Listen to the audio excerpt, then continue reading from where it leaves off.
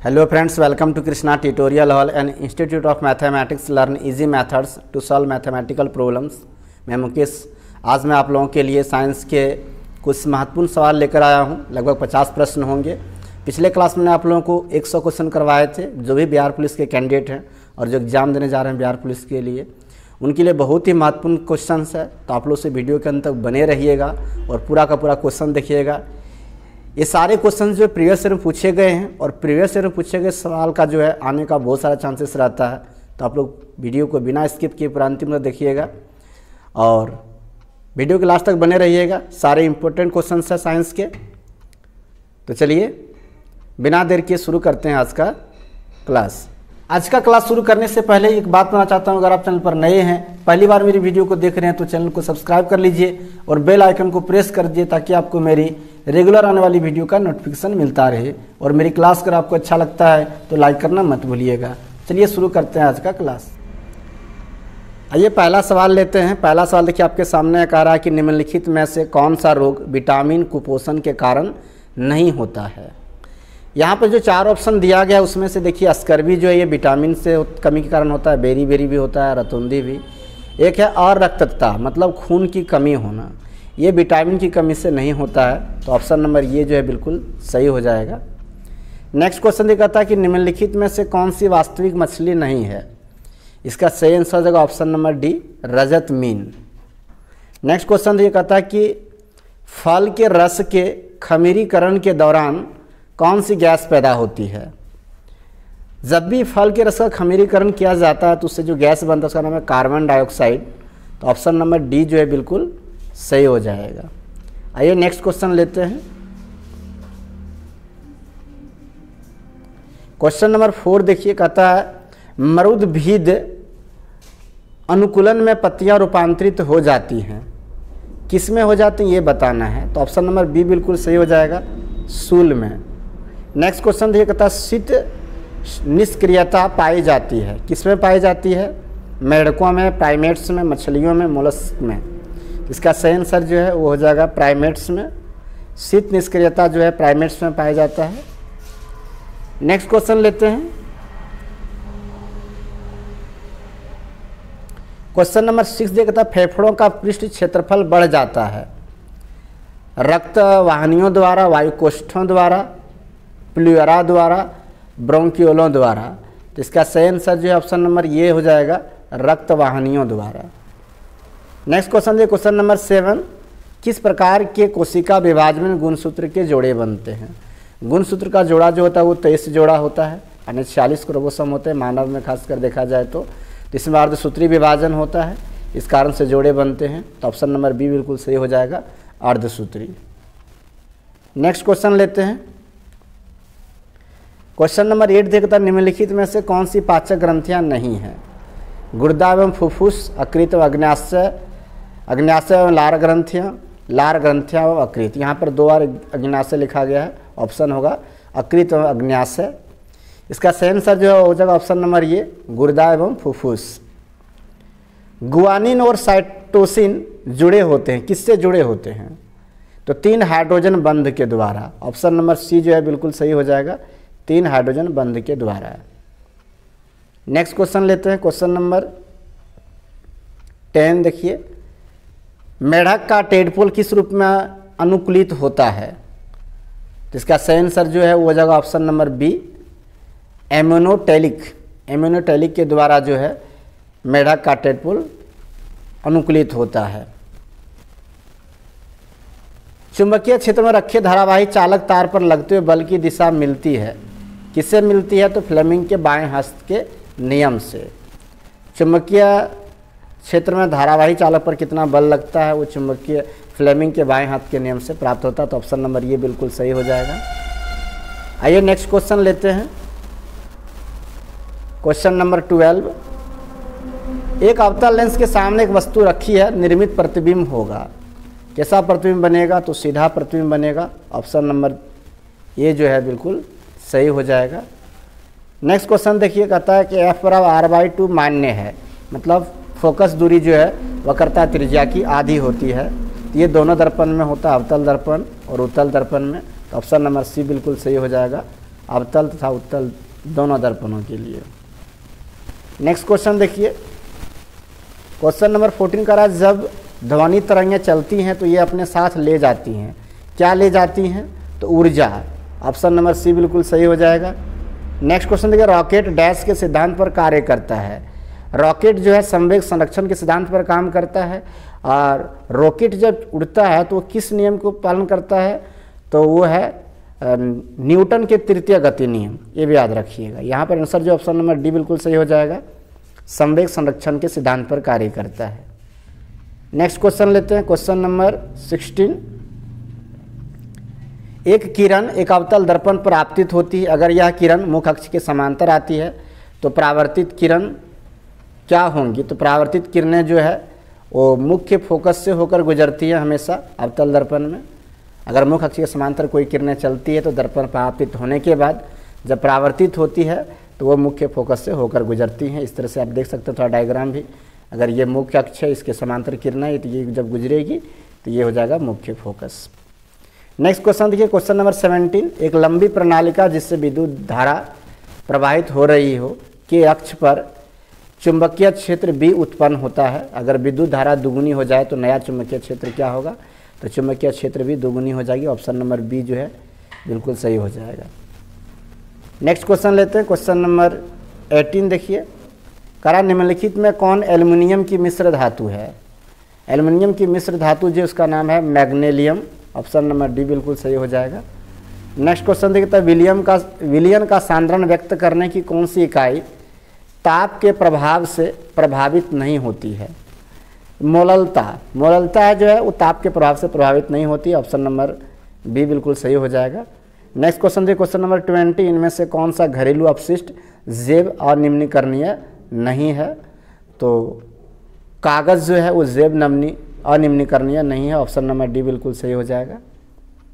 Next question लेते हैं, question number 21 देखिए, अंडा देने वाला स्तनधारी है झकीड़ाना, हिप्पोपोटामस, गिब्बन, व्हेल। तो यहाँ पे सही आंसर ऑप्शन नंबर ये हो जाएगा, झकीड़ाना जो है अंडा देने वाला स्तनधारी है। 22 नंबर देखिए, गाय का दूध क्या होता है? तो कम वसा युक्त होता है। ऑप्शन नंबर बी जो है बिल्कुल सही हो जाएगा। नेक्स्ट क्वेश्चन लेते हैं, क्वेश्चन नंबर 23। कह रहा है उल्लू की आंख में पाई जाती हैं केवल शलाका कोशिकाएं, शंकु कोशिकाएं, सिलिया, स्टेपीज, शलाका कोशिकाएं आंसर हो जाएगा। ऑप्शन नंबर ये जो है वो सही हो जाएगा, शलाका कोशिकाएं। किसी पदार्थ के परिवहन के लिए पौधों को जो ऊर्जा चाहिए उसको सुक्रोज कहते हैं। ऑप्शन नंबर सी बिल्कुल सही हो जाएगा। नेक्स्ट क्वेश्चन देखिए, कह रहा है कि एडिविट भोजन में होते हैं, क्या होते हैं?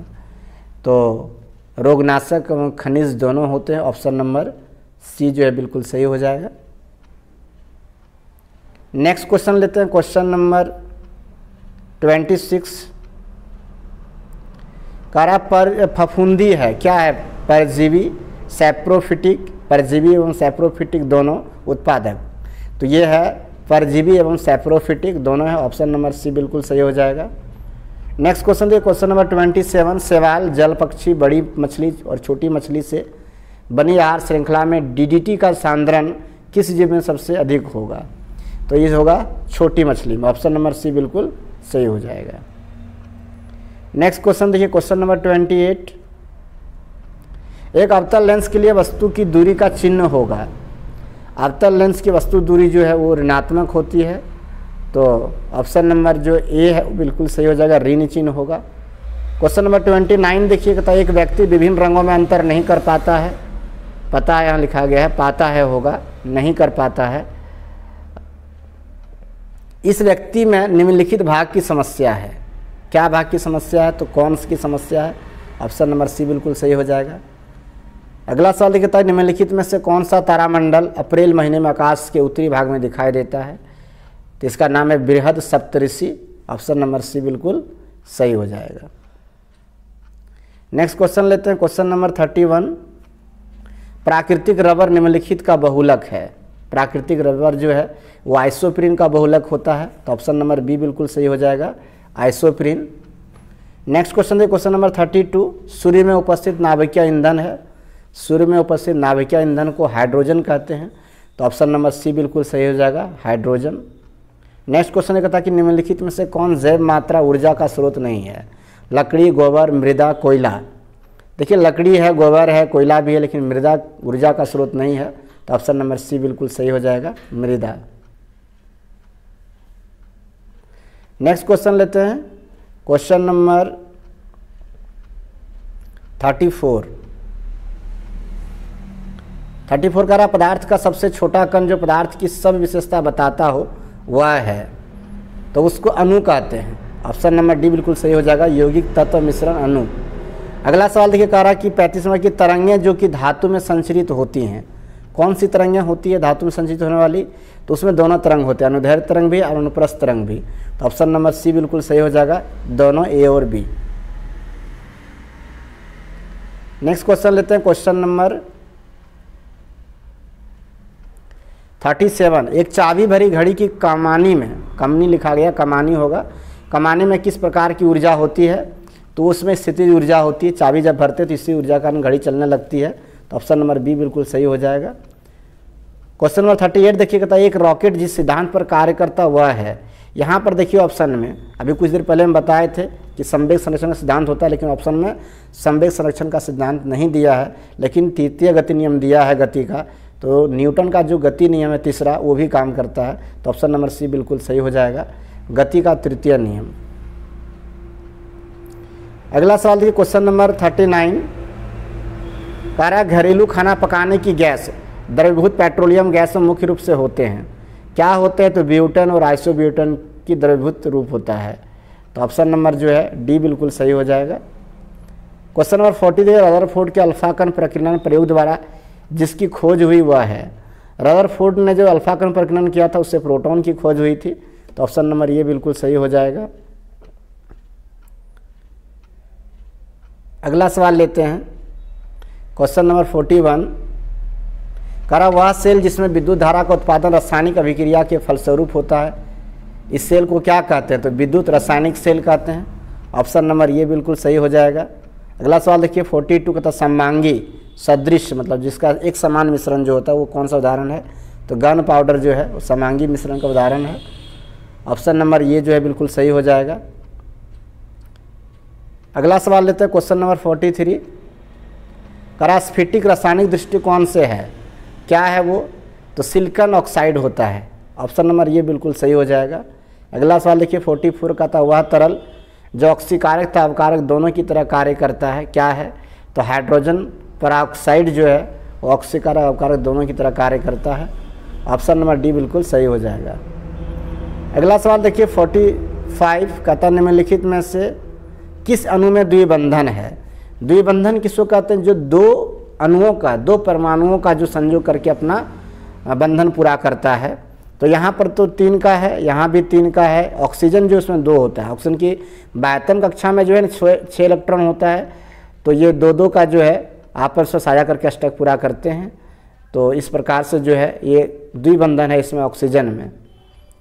नेक्स्ट क्वेश्चन देखिए क्वेश्चन नंबर 46। करा दहन की क्रिया के लिए निम्नांकित कौन शर्त आवश्यक है? तो पदार्थ के ज्वलन ताप की प्राप्ति, अदहनशील पदार्थ की उपस्थिति नहीं होगा, दहन के अपोषक पदार्थ की उपस्थिति नहीं होगा क्योंकि इस सबसे दहनशील हो नहीं सकता है, ऑक्सीजन की अनुपस्थिति में भी नहीं हो सकता है। तो ऑप्शन नंबर सी सही है कि पदार्थ के ज्वलन ताप की प्राप्ति, ये सही है। तो ऑप्शन नंबर सी बिल्कुल सही हो जाएगा। अगला सवाल देखिए क्वेश्चन नंबर 47। प्रकाश संश्लेषण की दर अधिकतम होती है, किसमें होती है? तो लाल रंग के प्रकाश में। ऑप्शन नंबर सी बिल्कुल सही हो जाएगा। आइए नेक्स्ट क्वेश्चन लेते हैं क्वेश्चन नंबर 48। एक पौधे पर दूसरा उगने वाला पौधा कहलाता है, एक ही पौधा पर दूसरा पौधा अगर उग आता है उसको कहते हैं एफीफाइट। ऑप्शन नंबर डी बिल्कुल सही हो जाएगा। एम्फीबियंस क्या है? केवल जल में निवास करते हैं, केवल थल में निवास करते हैं, वायु में करते हैं, जल और थल दोनों में निवास करते, समान रूप से रहते हैं। यहाँ वार्थल लिखा गया लेकिन और थल होगा, जल और थल, जल और थल। दोनों में निवास करने वाला है। तो ऑप्शन नंबर डी बिल्कुल सही हो जाएगा, जल और थल दोनों में समान रूप से रहते हैं। अगला सवाल देखिए, क्वेश्चन नंबर 50 कहता है कि निम्नलिखित में से कौन पौधों में उत्सर्जन का एक उत्पाद नहीं है। तो टेनिन जो है वो पौधे का उत्सर्जी पदार्थ है, गोंद भी है, लेटेक्स भी है, लेकिन यूरिक एसिड नहीं है। तो ऑप्शन नंबर सी जो है बिल्कुल सही हो जाएगा। नेक्स्ट क्वेश्चन लेते हैं, क्वेश्चन नंबर 51, निम्नलिखित में से कौन सी संरचना प्रोकैरियोटिक कोशिका में नहीं पाई जाती है।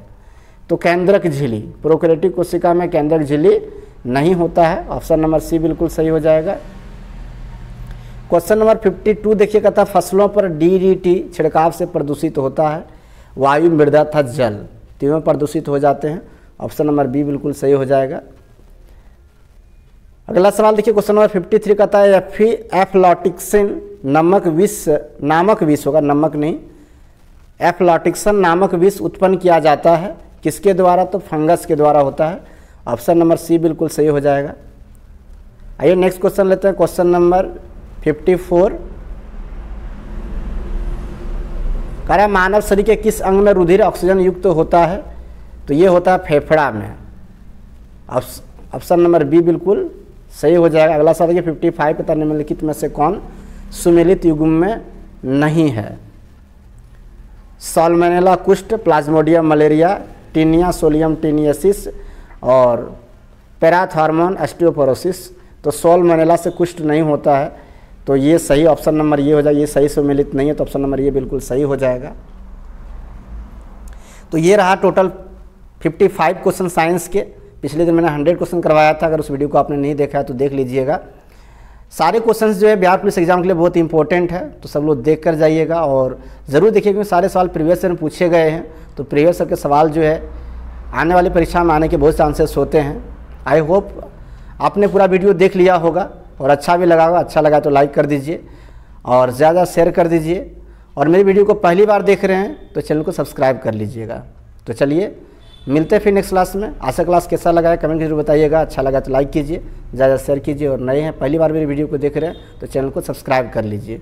तो चलिए मिलते हैं फिर नेक्स्ट क्लास में, तब तक आप सबों को थैंक यू।